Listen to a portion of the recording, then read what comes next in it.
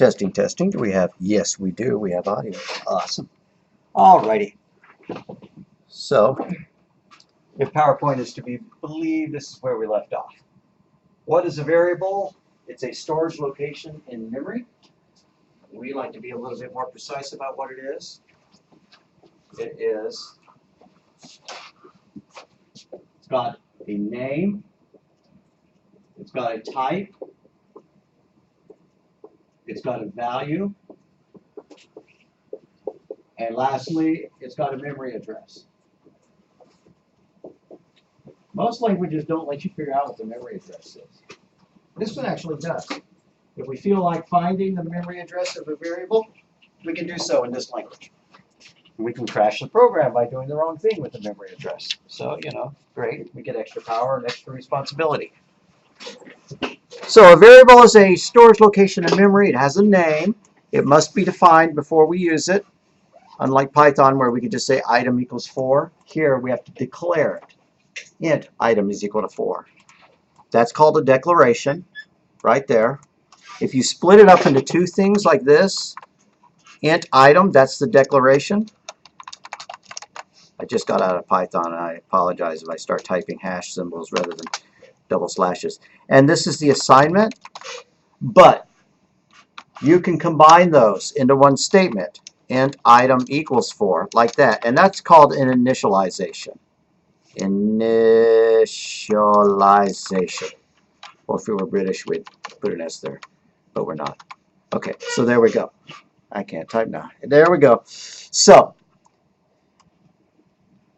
I don't care whether you declare your variables and then assign them, or whether you do that in one fell swoop. The act of doing it in one fell swoop is, what is a fell swoop? Anyways, initialization is when you do it together. And sometimes it makes sense to do it that way, especially if you're going to define it as a constant. Constant meaning a number whose value should not change while the program is running. So here's an example. That's a variable definition.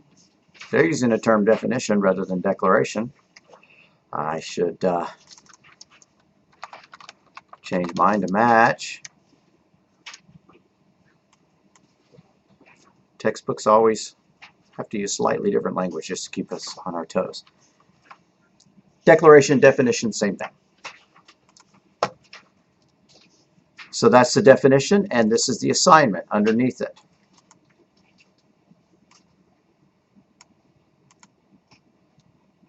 So a literal is a value that is written into the program's code.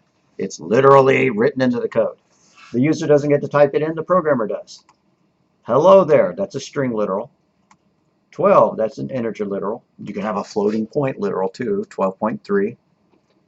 Also called magic numbers. Right. If you're looking at some code and it said x is equal to y divided by 3.01222229, you'll go, I have no idea what 3.021119 means. I'm sure I didn't get it the same both of those times. That's a magic number. You don't know what it means. Yeah, when you wrote the program, you knew what it meant. But, you know, if you're scrolling up and down, you're looking at a lot of different pages of code, somebody else is looking at it, they don't know what it means. It should have been defined as a variable, you know, so like, you know, Planck's constant or something like that. I know that's not the value of Planck's constant, but whatever. You know, the number of, you know, billable tax days per month. It'd be better to put that in a variable name rather than just use whatever that number actually is, right? If you put things in variables, then you give them names, and it's easy to see what that is when you're reading the code, unless you choose bad variable names. So 20 is an integer literal there. But we didn't say today we sold arrow arrow 20 arrow arrow apples. We said today we sold arrow arrow bushels. Excuse me, arrow arrow and then a variable name. And that way, if we felt like changing this amount, right, asking the user how many apples or, you know, querying some database or whatever, this line of code is not going to have to change to accommodate that because it's using a variable.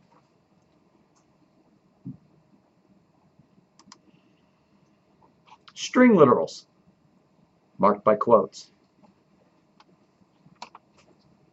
Also known as unnamed constants. Unnamed because it's a constant. It can't be changed except by the programmer. The program can't change that. It's already declared. But it doesn't have a name. It's not a variable. You can also create what are known as named constants. We've probably gone about as far.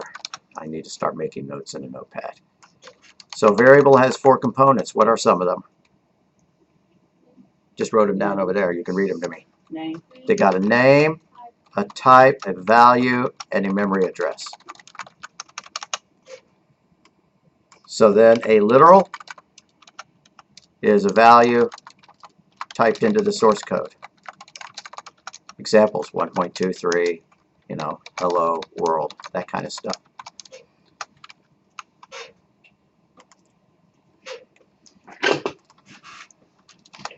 Literals are also called unnamed constants. There are such things as named constants, like Avogadro's number is equal to 6.02 exponent 23, something like that. It's a floating point number, so I'm going to call it a double, and I'm going to tell the program that that number better not change, to mark it as an error if I try to change it later. So I'm going to put the word constant in front of it.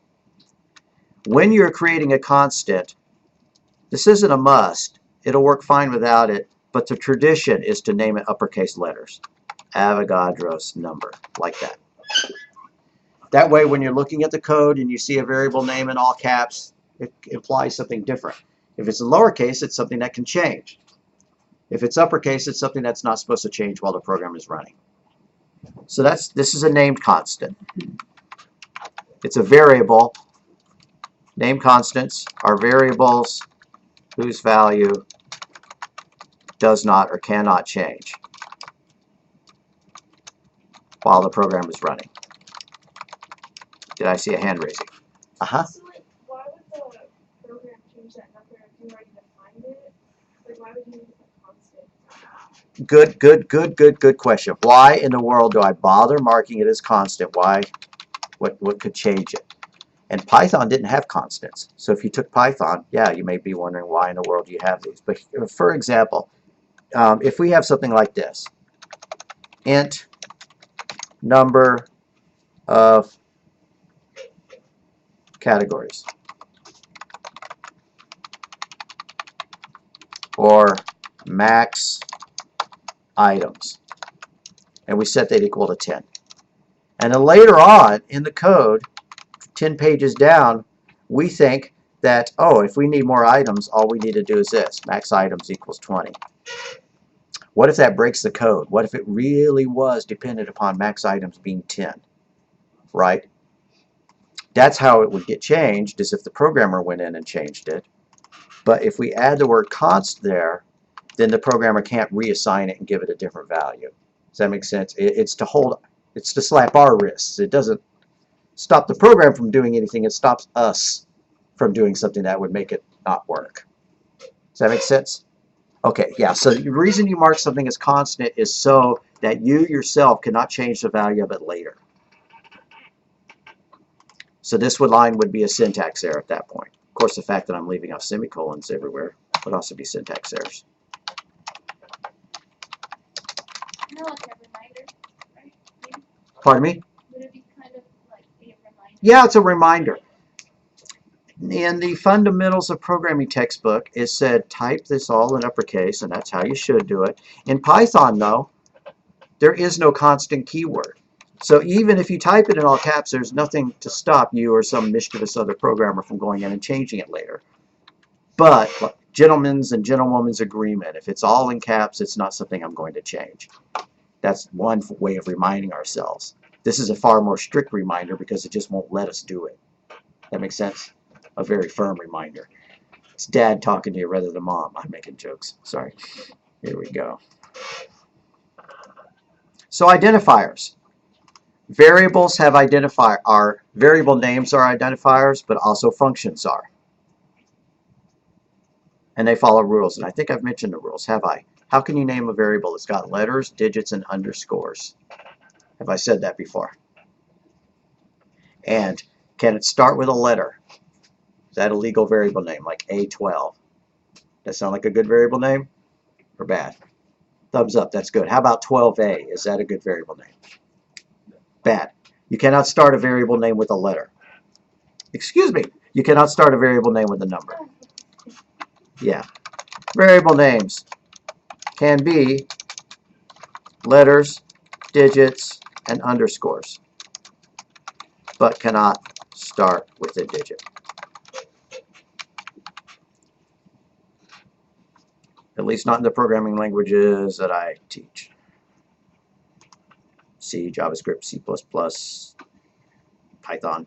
Haven't seen one where you can do variable name with digits. So variable names are called identifiers. So are function names.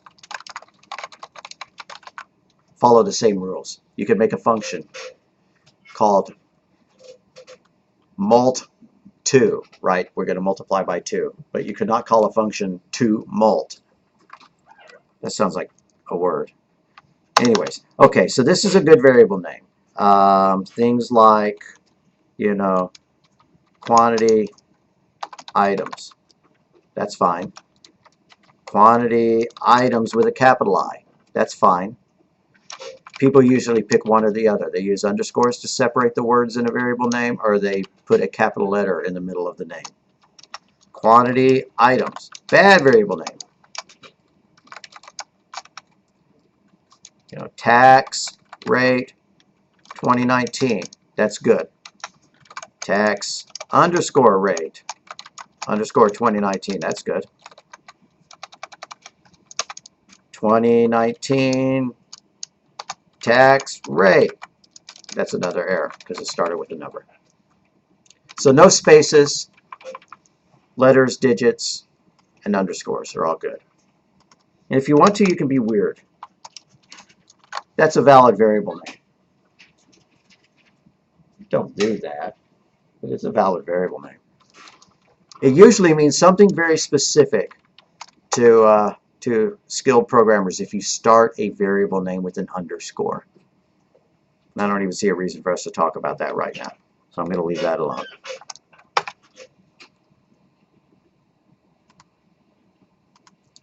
All right, keywords.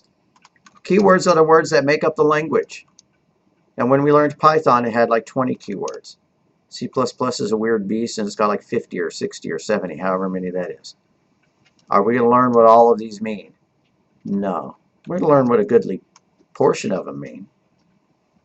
But I'm not going to look at this slide for very long and explain what each keyword means. Instead, we will learn them as we go along. On the other hand, if you ever want to look at a table of keywords and you see something really weird and you want to ask me about it, I'll be glad to lecture on it. So a variable name should represent the purpose of the variable. Items ordered is a good variable name. Or IO, not nearly so good. Am I going to use short variable names in here because they're easy to type? Yup. Is that good programming practice? No, you ought to pick variable names that actually mean something. Just using X and Y everywhere in your program to indicate tax rates and calculations and stuff like that, it's not good. Generally, you should only use single letter variable names if it's just a counter. I want a counter that's going to count from 1 to 100. Well, instead of writing the word counter, why not just call it C or X or something? All it's doing is going from 1 to 100. But if it's otherwise, give it a good name that means something. Items ordered is a good one. Saying X equals, and letting somebody type their full name into X. Later on, you're printing out X and stuff like that. Somebody looking at the code is going to have no idea what X means. You know, at the time you wrote it, that it's holding some username. But later on, when you come back to it 2 years later, you're not going to remember either. So if you said name equals and let them type in some kind of name, and then you come back and look at the code later, you're going to understand what that variable, what kind of variable it is, what it should contain.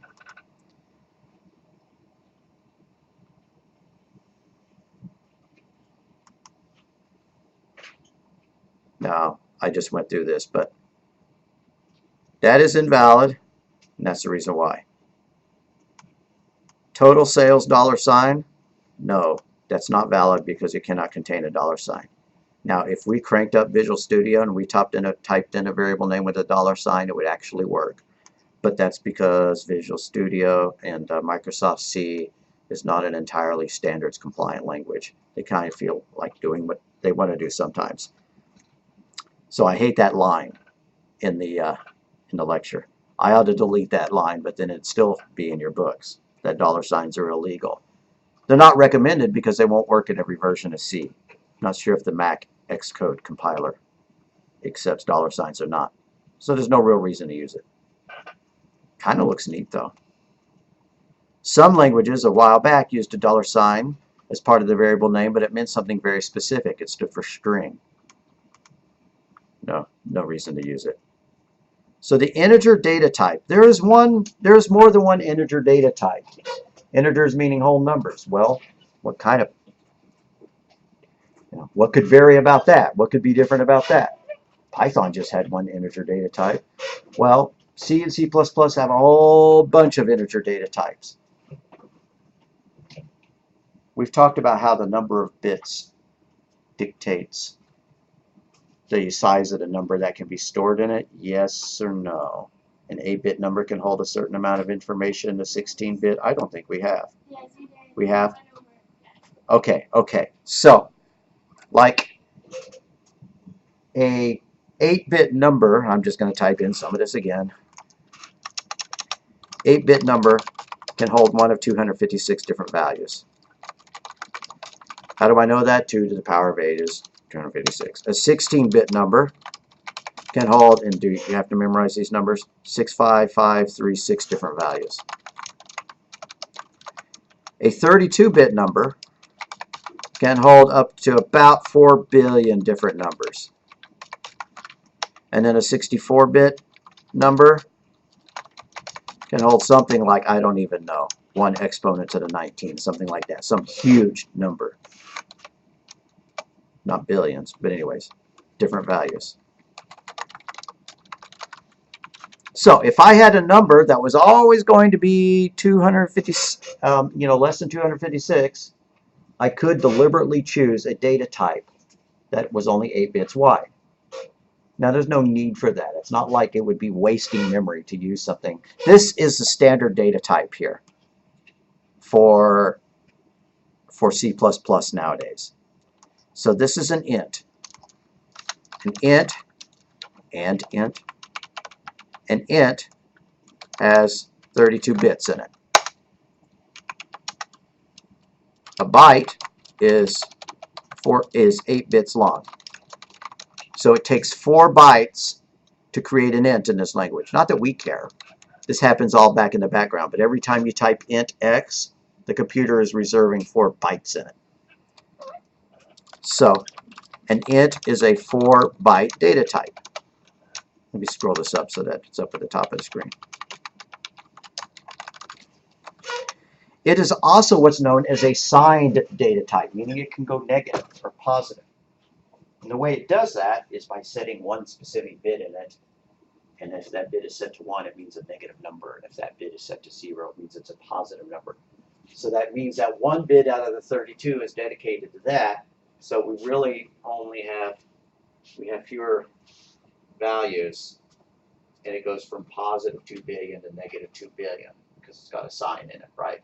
So it cuts our range in half, but it allows us to go negative. So there are signed data types and there are unsigned data types in this language. So I'm going to add that to it.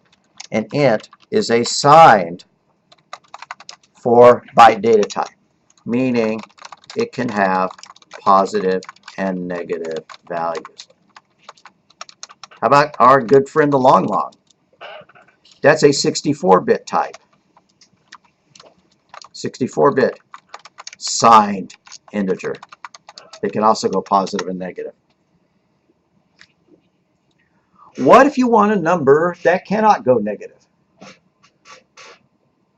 The advantage of doing that is that you would be able to use higher values for them, right? If you have an unsigned int, it can go 0 all the way up to 4 billion rather than negative 2 billion up to positive 2 billion, right? It just shifts the range, right? If this is the 0 line on your graph, then negative 2 billion, positive 2 billion. But if it doesn't have to contain a sign, you know, a positive or a negative, a bit indicating that, it pushes it up like that, you know. It could hold a number of up to 4 billion. Just remember that long longs hold larger values, far larger, right? A number up to an exponent of 19 or so. Will there ever be a time when you need to use unsigned long integer? Because I'm looking at it on the PowerPoint and it goes up to ridiculous numbers. Yeah, you can use an unsigned long, and I don't ever know why you would want to. It's like 18 decatrillion something. Right, right. Yeah. You can always tack the word unsigned in front of it, and it would double the capacity of it by using that sign bit as actually part of the numeric data type. There are shortcut abbreviations. Int versus uint. A uint is an unsigned int, meaning that it goes from 0 to 4 billion rather than negative 2 billion to positive 2 billion. 0 to 4 billion, while an int is a signed int that goes from negative 2 billion to positive 2 billion. These are approximations. I'm not going to type out the precise, because I'm sure they're on a page, just like you're looking at the page that's coming up. There is a different data type called a short.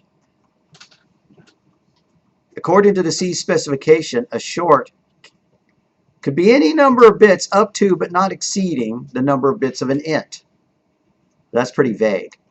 Pretty much every language defines a short as being a 16-bit number. So if we were going to create a hierarchy, there's a byte, which is an 8-bit number, and also the char data type, like a character. So bytes and chars are 8-bit data types. And then there's short, which is a 16-bit data type. There are ints, which are 32-bit data types. And then there are longs, which are also 32-bit data type. Now this silly word long. If we were learning this on the Mac programming environment or in Unix or Linux or something like that, just a simple long. Oh, why did I type 32 there? It's 64, right? It's a double wide int. In those languages, a mere long, without the silly repetition, is equal to 64 bits. Microsoft, for some reason, decided that an int and a long are the same size. So there's no reason to ever use the word long in our particular flavor of it if we're Microsoft programmers. We do have some Mac programmers taking the class, and so you would be able to use the word long to represent a 64. That's another place where Microsoft is not adhering to the international standard, but their compilers are older than the standards are, right? Microsoft has been writing programming languages for a long time, and they don't want to redefine something that people have been relying upon for decades just because the standard defined it differently. Most of the time, we're just going to use ints. Use ints unless you need a number larger than 2 billion. Use signed values. Don't use unsigned unless you have a need for it. Don't bother using unsigned unless you really need to. If you can't think of a reason to, then don't bother. One reason might be, what if you need a number between 2 billion, but it's going to be less than 4 billion, and you didn't want to use a long, then yeah, you could use an unsigned int. You could stick the word unsigned in front of it, or you could just call it a uint.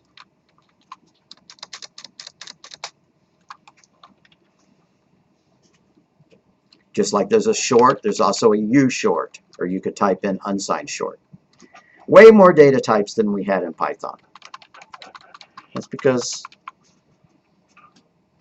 this is based on an old language from the 70s, C, and it was written to control hardware very intimately. It was used to write operating systems, and so it really needed to be able to carefully manage memory and stuff like that, and so you actually cared about how many bits there were in a number, and so the language supported being able to specify that. You don't write operating systems in Python, so you don't need as tight of control of how many bits the numbers are stored in.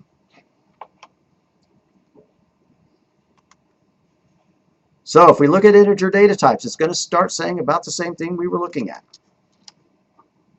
There's a short int, which is 2 bytes. It can hold up from negative 32 to positive 32,000. An unsigned short. Since we're shifting the range up, it goes from 0 to 65,000. Right? If we added this number to that number, we'd still get about 65,535. It just shifts it up. An int can go from negative 2 billion to positive 2 billion. An unsigned int just shifts that range up from 0 to 4 billion. A long int, same thing. And an unsigned long int. Now, when I say long, you can type in long int, or you can type in long. You can leave off the word int. And you can type in short int, or you can just call it a short. So I call it a long rather than calling it a long int. Right? Just saves me a whole 0.2 seconds from having to say that word. Right? And then we have the longest one, unsigned long int. Right? And it can hold a really large number. Right? But it goes from 0 to that. My rules of thumb, always use ints unless you have a reason to use otherwise. If you need a number that's larger than 2 billion, go for a long. If there's a specific reason for using a number shorter than an int, you probably know what it is at that time. Yes, sir. Yes, ma'am. Sorry. I thought you told us to use doubles. Yes, I did tell you to use doubles for floats. These are whole numbers. Right, so let's make a point of that in our here. Use ints unless you need a number larger than 2 billion. Use doubles rather than floats for floating point numbers.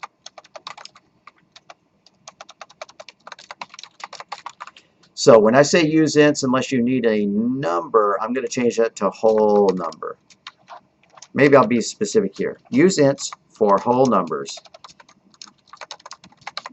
unless you need a whole number larger than 2 billion.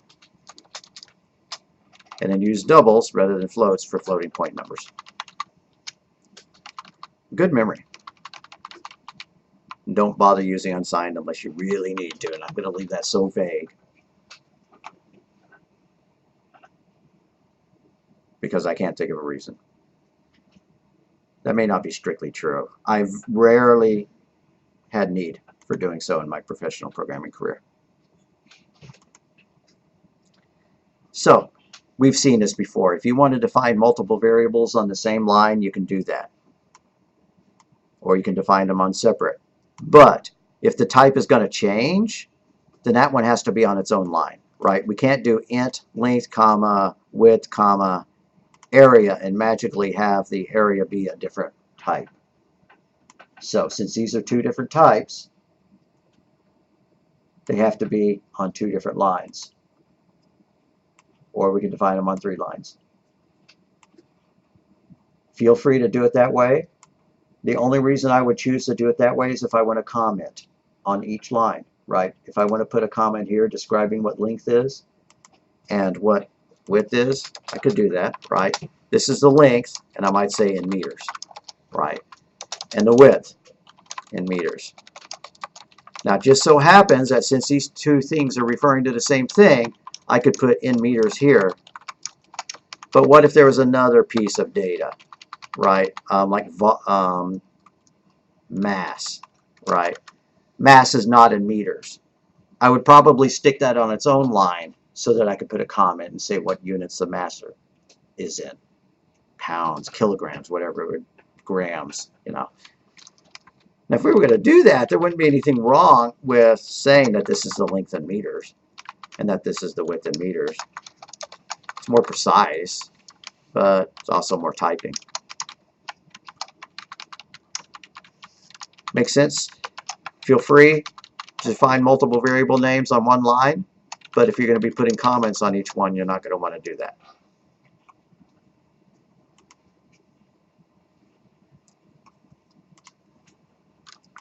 So an integer literal is an integer value that is typed into the program's code, literally typed into the code, right there, 15. It's an integer literal. If you made it a 0.0, it's a floating point literal. The default data types for source code is if, just a sec, if I do this, C in C++ makes that an int. That's the default data type. If I do this, C out 1.234, C makes that a double. Kind of following my rules of thumb, right? I said always use an int unless you need one otherwise. Always use a double unless you need something different. It follows the same rules. Yes? Uh-huh. That example on the slide, the items order equals 15. How is that different from a constant? What is it? Okay, I may have to come back there and have you repeat the question. So, pardon me? Just because I'm deaf, not because you're asking a dumb question. Right here, wouldn't that be a constant? Or, This part is a constant. This is not, because later on we can change the number order to items order, right? They click the add button, add the cart, and we might change it to 16. We might change it to 17. If we wanted it to be constant, we would stick the word constant in front of it. Yeah. So the question is on this slide that says items ordered, is items ordered a constant?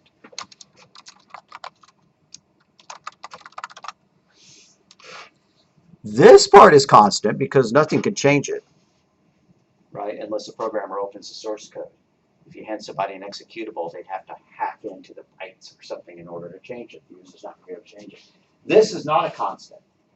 If the very next line of code says items order plus plus, it would change it from 15 to 16.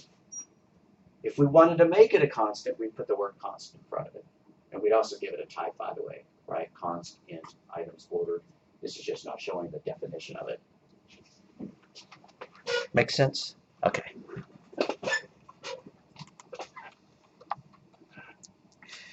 So as I was saying, integer literals are stored in memory as ints by default. That has some ramifications. If I needed to do this, long x, for whatever reason, I wanted to make it a long, is equal to, and I needed it to be a big number, right? It's going to count that as a syntax error. Why? Because this is too large. I just told you that C makes numbers, integer numbers by default an int. And so an int could only hold like up to that. If you want to create a constant, excuse me, an unnamed constant, a literal that matches this type, you can use lowercase ll, but that looks really lousy, right? Because they look like ones. That would indicate that this number is a long. The only time you need to do that is if this number is so large that the compiler would choke on it because it's too large to be an int. But you may have a reason to do that. You may have some number that you want to copy, that you want to store into a variable, that you want to assign that variable, that you have to type into the code and it's larger than an int. And if that's the case, you put LL. So let's do this. Int y equals, and I'm going to type in kind of a large number, but not too large.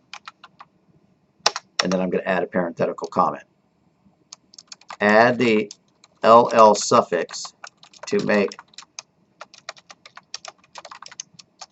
/ allow the literal to be treated as a long rather than an int, which it would be by default.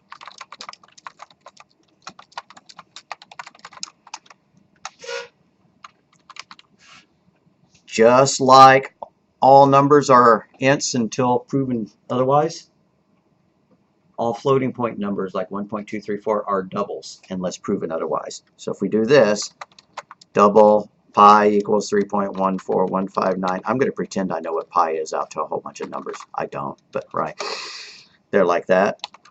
That works just fine.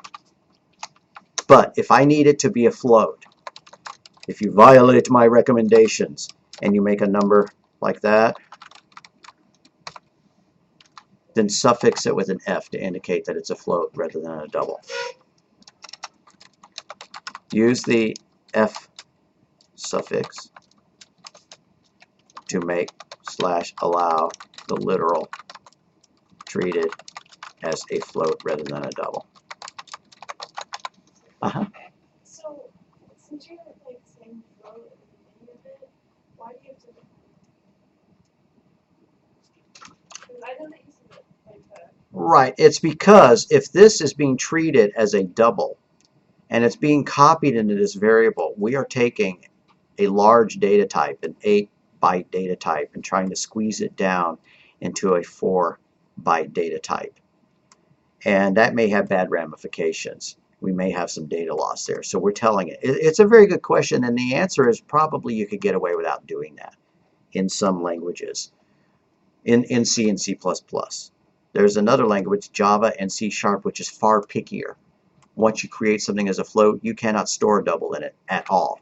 You're out of luck. And so you would have to put the F there in that language. In this language, it probably would not work. I mean, it probably would not be an error. We could find out real soon. About time to open up Visual Studio anyways. Y'all are getting bored of watching me. We need to do some programming.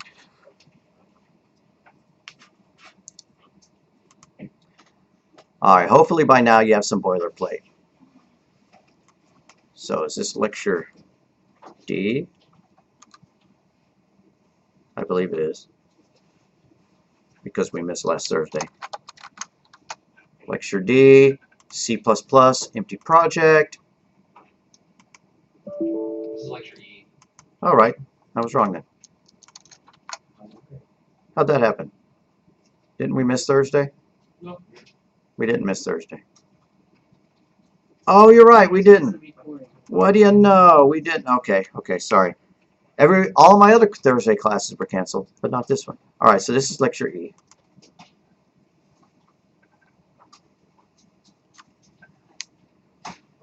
I'm going to go and grab my boilerplate from where I have it stored on the desktop.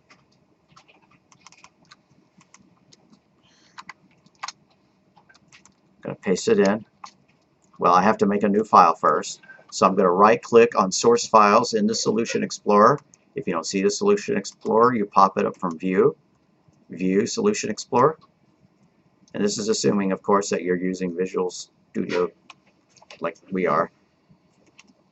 Add a new item. Make it a C++ file. We may as well call this one Lecture E as well, so to say lecture E.cpp. Paste in our boilerplate. All right, now let's find out. Float F equals, type in a number that's pretty big. Too big to fit in a float. Something like that. I think that's too big to fit into a float. And then let's print it out. C out, arrow, arrow, F, arrow, arrow, E, and DL. It's probably going to work just fine.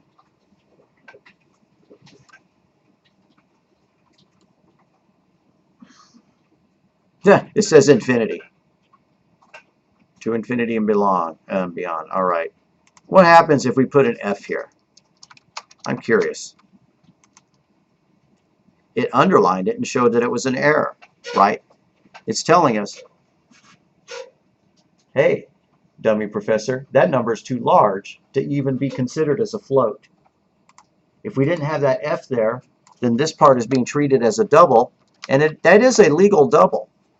But when it tried to get copied into an F, into a float, it was too large to be fit in there, and we had data loss. Because a double is 8 bytes wide, it's a 64-bit data type, and a float is a 32-bit data type. Now we can get around that by just always using doubles. Does that make a little bit more sense?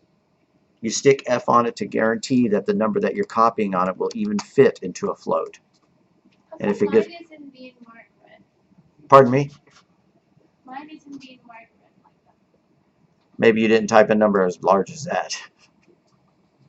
Mine is larger than you. Did you have the E though in it, the exponent? The what? Exponent 160. Oh no. That makes it a huge number, right? Okay. Something followed by 160 zeros. Oh no, it doesn't. Okay. Now I'm going to comment those two lines out just because they're not working.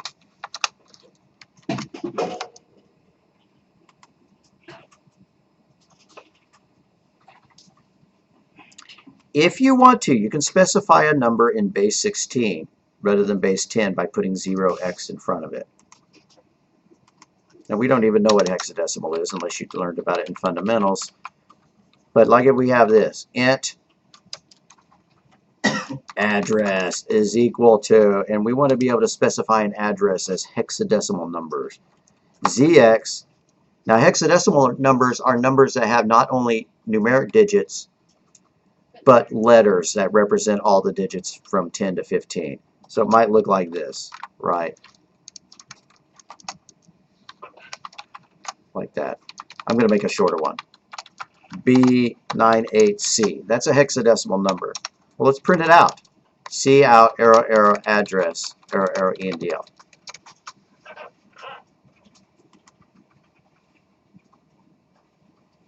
And that's equal to 47,500. Just because. What if I make this F, F, F, F? That's going to be 65535. And next in the lecture, we'll talk about that. Or maybe not. In a future lecture, we will talk about that. We have talked about binary and 8 bits and 16 bits and stuff like that, correct? Did I do a whole lecture on counting in binary and a card with an odometer that was in binary? Am I seeing nods, or I'm seeing? Okay. We have a lecture coming up based on all of that. That's going to talk both about binary and hexadecimal.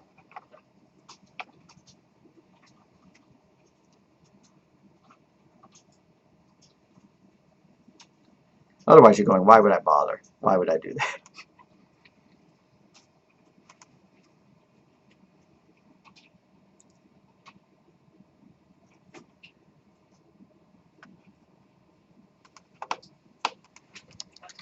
Begin a number with 0x to show that it is a hexadecimal value rather than a decimal, parentheses base 10. Hexadecimal means base 16. And don't be scared. We'll get to that. Don't have to understand it right now. If you do, that's perfect. If not, that's also perfect. So the char data type, that's a special kind of integer. It's an integer that equals a number. Excuse me, it's an integer that equals a letter. Let me show you what I mean. I'm going to go in here and I'm going to do this. Char, ch, because that sounds like a good variable name for a character to me, is equal to 65. And then I'm going to print that out. C out, arrow, arrow, ch, arrow, arrow, ENDL. That's not going to print out 65. What does it print out? First person to run it.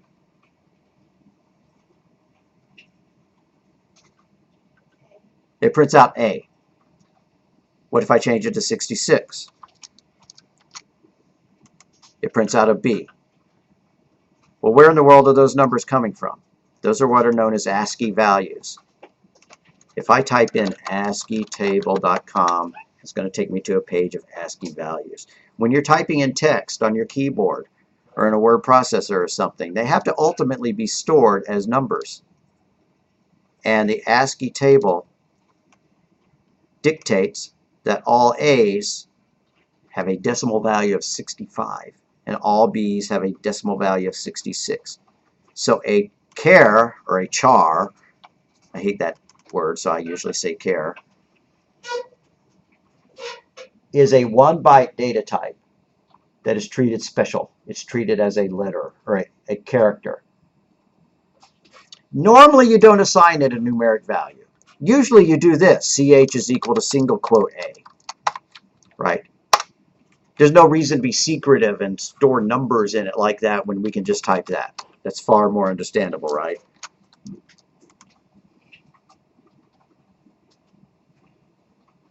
And it did print out an A. So a char is an 8-bit data type, but it's a special one because it is treated as an ASCII character. What is ASCII? ASCII defines the naming convention that all the characters on the keyboard, on the typewriter keyboard, can be saved as numbers. And things had to be saved as numbers even before the invention of computers, really. Like in the old days, you had the teletype machines and the ticker tape machines and stuff like that, right? Yeah, you had Morse code, but after Morse code, you wanted to be able to send text to somebody. You know, your branch office in San Francisco needs to get a message, right? So you sent them a teletype, or you sent them a, you know, a ticker tape. Well, whatever you typed in on the teletype machine, it was like a teletypewriter. In San Francisco, it would print out what I was typing, and it was communicating over the phone line. It still needed to be able to send a number down that phone line in order for that letter to show up down there. So the idea of encoding text as numbers predates computers, actually. Of course, now nobody uses teletype machines. Everybody uses computers. Uh-huh. Why do you use single quotes? Pardon me? Why do you use single quotes for A? I'm still not Why hearing. do you use single quotes for A? Good question. Excellent question. Because in Python it didn't matter. In Python you could do this. I'm really sorry that I'm hard of hearing. There we go. Or you could do that. They meant the same thing. But in C they do not. You always use double quotes. I misspelled double quotes. Double. To mark a string.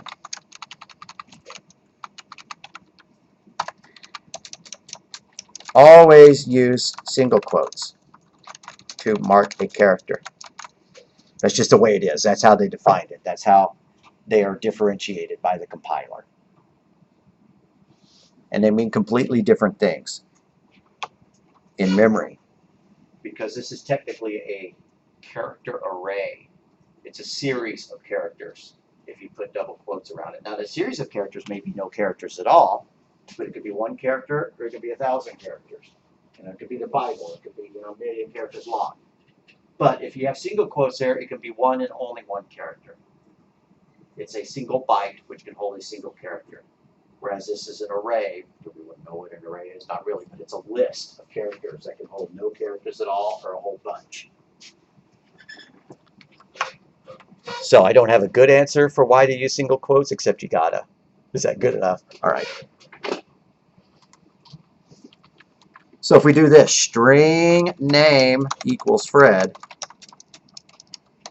we have to put double quotes around it. And if we do character first equals single quote F, we have to do it that way.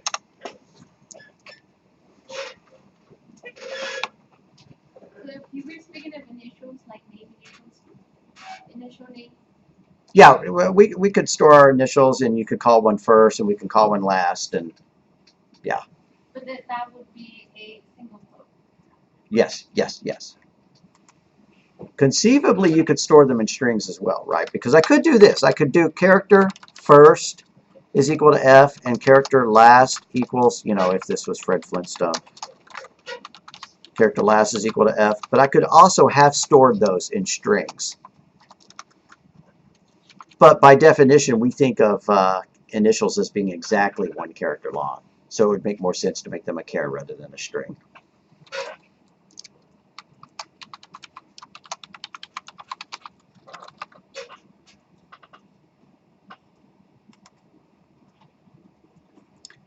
So the char data type holds a byte in memory,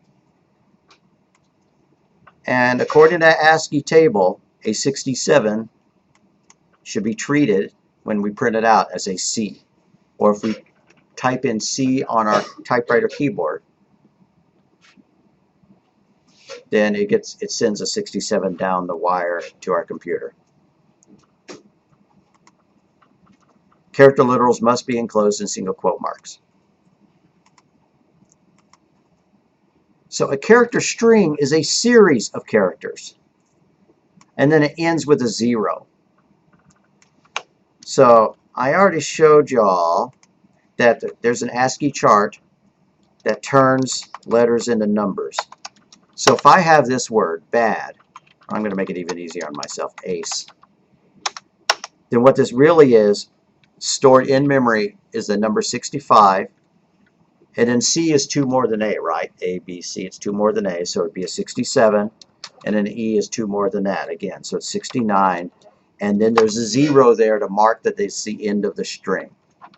So if we do this, string S is equal to that. This is what's stored behind the scenes in the computer memory where everything is a number.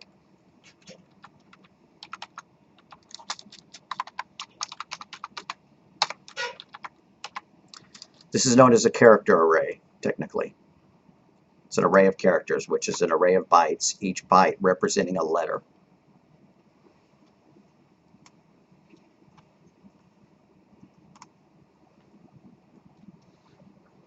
That 0 at the end also has a fancy name, null terminator.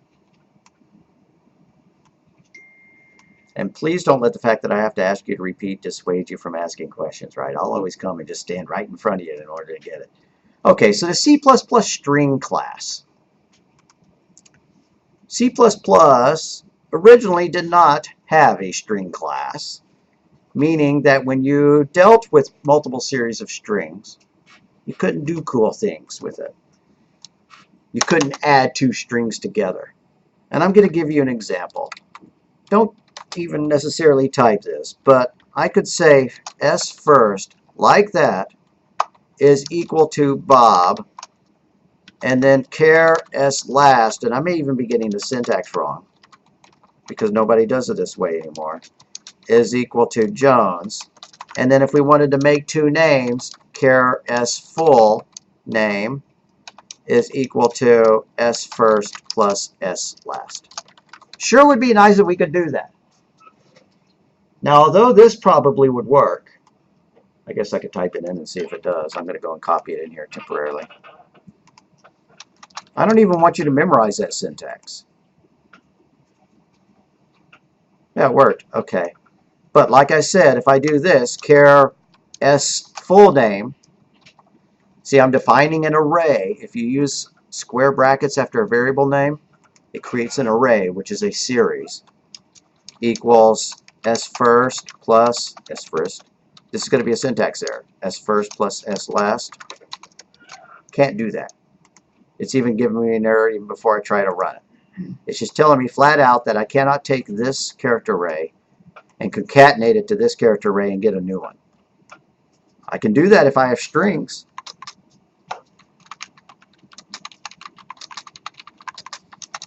So, char first in for first name is equal to Bob, except it's not a char, it's supposed to be a string. Sorry. String first in is equal to Bob. String L last in is equal to Jones. I did it again. Joners. There.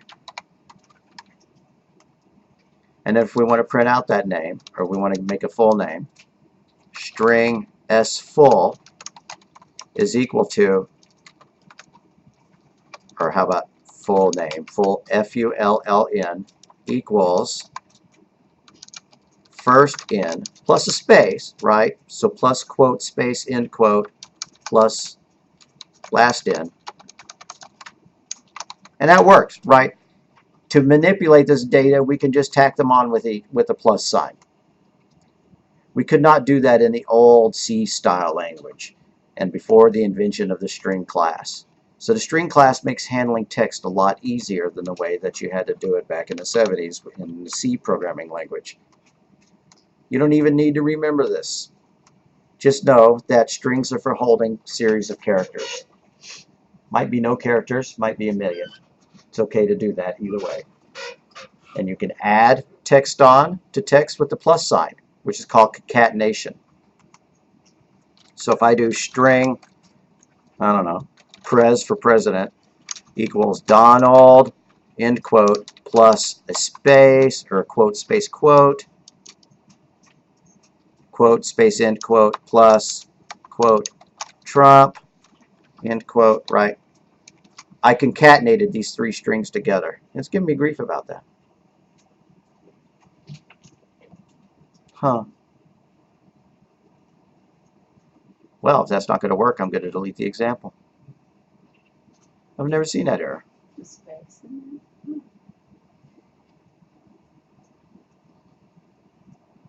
Okay, fine. It looks like a smiley face, right? Except, you know, or if y'all ever played Pac-Man, it's a Pac-Man ghost with it. Delete that plus, put a space there. What am I doing wrong?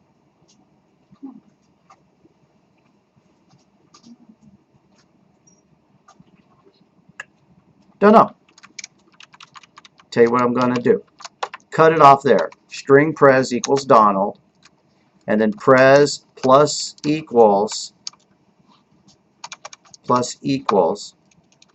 or pres equals pres plus, quote, space Trump, like that. And then let's write that out. Cout space full in space endl, and I'm sorry, I'm not saying space, it's supposed to be arrow. Cout less than full in arrow endl, and then cout arrow press pres arrow endl.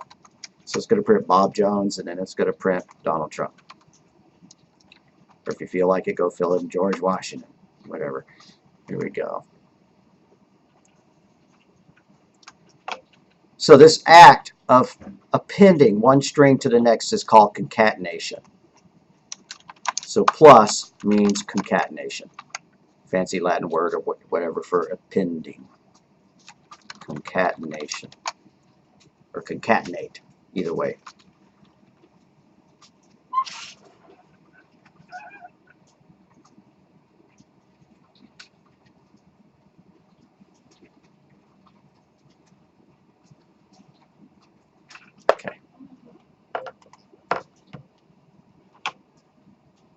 So that plus is just making it go on by each other? Thought I heard the question, but I didn't understand it. Just to repeat. That plus is only making it be in one sentence? Exactly. Right. Then why not write it all together? Why not write it all together? Let's set up an example where we might not have all that information to begin with. String f in for first name, string ln, and then we might do this. In fact, we could have put those on the same, right? String fn comma ln. That's an L, not a 1. And on the next line, let's do cout arrow quote, enter your first name, colon, end quote, semicolon, and let's let them type that in. So cin greater than fn, and then we're going to do the same for the last name. Cout arrow quote, enter your last name, colon, end quote, semicolon, and then cin greater than in a ln. Now we're going to create a greeting based on those two pieces of information, like hello, Mary Sue. So let's make a string called greeting. String greetings equals quote hello comma space end quote plus fn plus ln, like that. And that's not going to look too great. There ought to be a space between the two, and we just saw putting a space in there cause an error. So let's just live with that, though. It's going to say hello comma, you know, and then some name without a space in it. Anyways, so first name Sam, last name Adams. Oh, and I forgot to print out the greetings, right? Okay. Well, let's do this right. Let's get this right. Here, I'm going to delete all this stuff after string greetings is equal to hello, comma, end quote. So I'm going to put a semicolon there. but then I'm going to start adding stuff onto it. Greetings plus equals FN, like first name, right? And then greetings plus equals double quote, space, double quote, semicolon. And then lastly, let's tack on their last name. Greetings plus equals LN, semicolon. And let's print it out. C out, arrow, arrow, greetings, arrow, arrow, ENDL.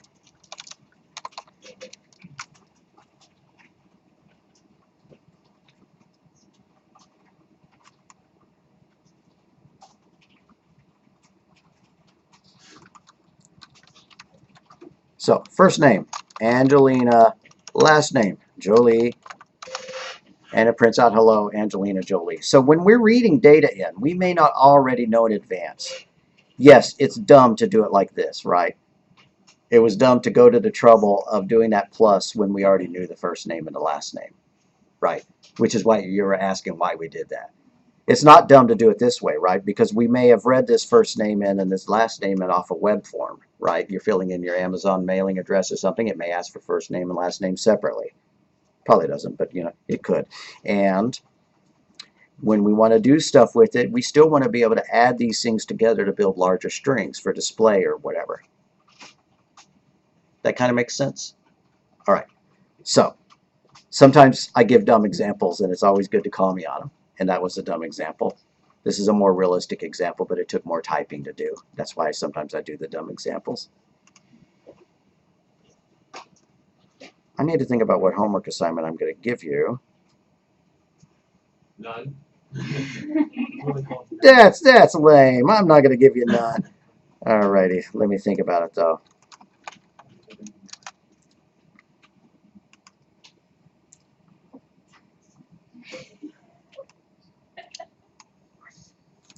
Okay, so here's what the homework is going to be. It's going to be really easy, so it's almost none. Write a C++ program that will display a haiku or a limerick. You can just Google them up. Just don't make it obscene, right? Or whatever. 4 lines of text. The first 4 lines of, you know, Eminem's Rap God song. Whatever, you know. Or 4 lines of whatever text you want. When in the course of human events, you know, you want to do the...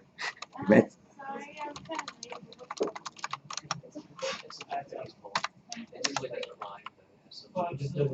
Oh yeah, what's a haiku? A haiku is a very specific form of poem that looks like this. Good question. Sand scatters the beach. Waves crash on the sandy shore. Blue water shimmers. It's got a very specific number of syllables. Like the first one has, like, I don't know what the pattern is.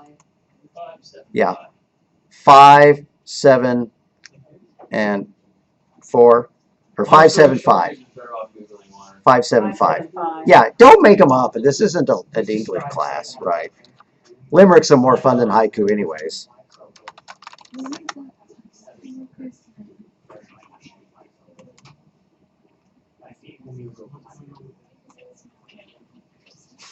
All right, here we go. I was in fire. The room was dark and somber. I sleep peacefully. How about, here's my favorite haikus. If we look up cat haiku,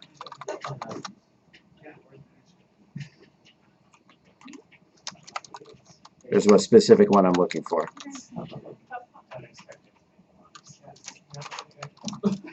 All right. For example, here's a whole bunch of haiku about cats. The big ones snore now. Every room is dark and cold. Time for cup hockey. I want to be close to you. Can I fit my head inside your armpit? Kitty likes plastic. Confuses for litter box. Don't leave tarp around. Okay, anyways, you get the idea. I don't care if you do a limerick or a haiku or a song lyric or anything, right? You get to pick. Just don't do something that would get me in trouble if I projected it on the screen. Okay.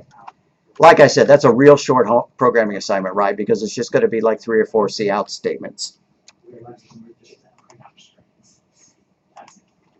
All right, any questions? No questions. Alrighty, let's make a Dropbox and we'll be done.